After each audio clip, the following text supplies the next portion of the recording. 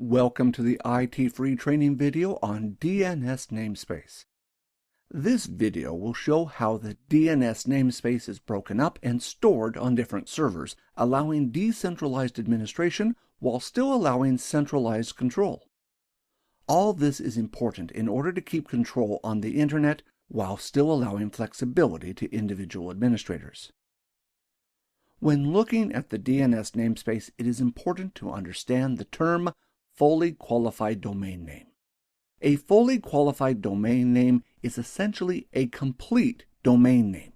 Some examples of fully qualified domain names are given.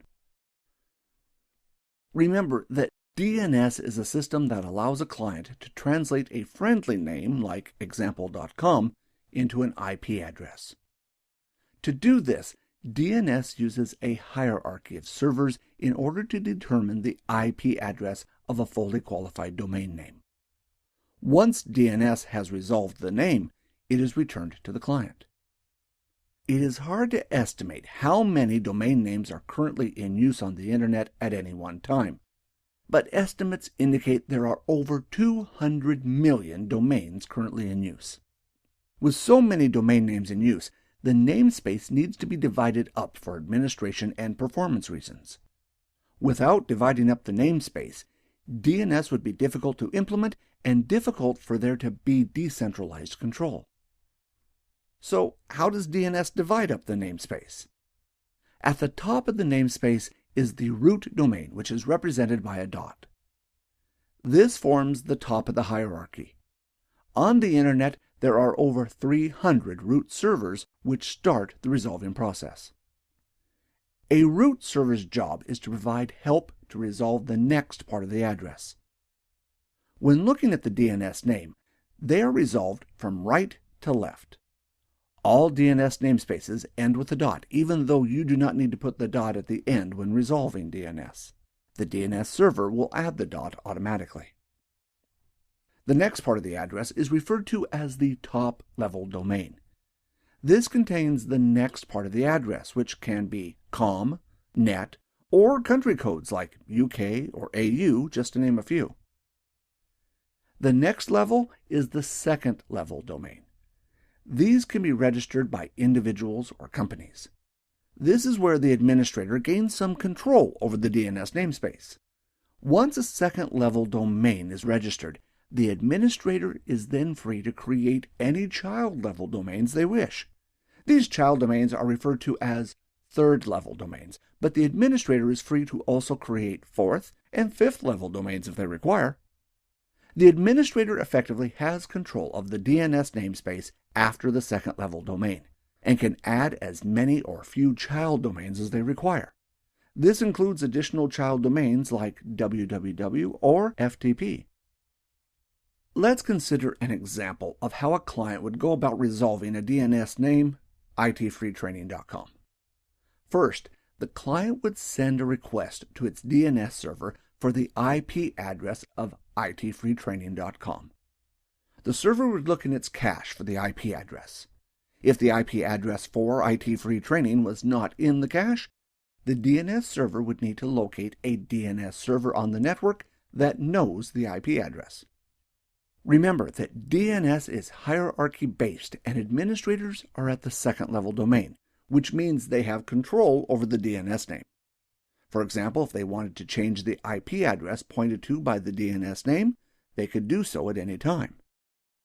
So how does the DNS server know which DNS servers on the Internet have information about IT-free training, and how does it know this information can be considered correct?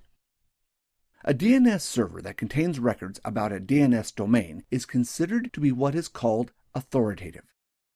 An authoritative DNS server means that information on this server is considered to come from the source, or, in other words, come from the administrator of that DNS domain. So the question arises, how does the DNS server find an authoritative DNS server in order to get the correct answer?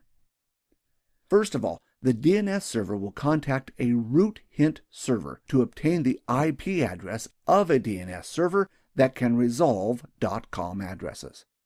The addresses of some root hint servers are pre-configured in the DNS server and thus this is how the DNS server knows where to start the process. Once the DNS server has the IP address of a DNS server that can resolve .com addresses, it will then contact the .com DNS server. This .com DNS server will return the IP address of a DNS server that can resolve the domain name IT Free Training. With this information, the DNS server can now contact the IT Free Training DNS server and obtain the most up-to-date record for IP addresses associated with itfreetraining.com. Once the DNS request has been resolved, the results will be stored in the cache for the DNS server. Also, the IP address of the root hint server and the .com DNS server will be stored in the cache. In the real world, the root hint server will often also have top-level domains like .com stored on it as well. But I am sure that you get the idea of how each part of the DNS name is looked at and broken down. Using this method means DNS can have centralized control but still allow administrators to make their own changes to domain names that they register. The good news with root hints is that they are configured by default and normally there is no need to change them.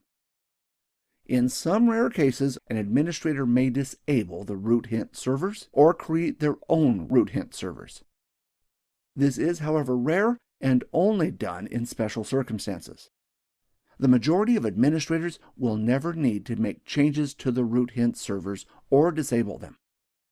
Most companies will forward DNS requests to their ISP DNS server. Since their ISP's DNS server resolves a lot more requests than the company, there is a good chance the ISP's DNS server has already resolved the DNS request. This is a much more efficient way of resolving DNS names rather than the company DNS server having to resolve each DNS request itself. When a DNS server is configured to forward DNS requests to another DNS server, the root hint values will not be used. Thanks for watching this video on the DNS namespace. More videos to come, including demonstration videos on how to configure DNS to meet the needs of your organization. Thanks for watching, and see you in the next video.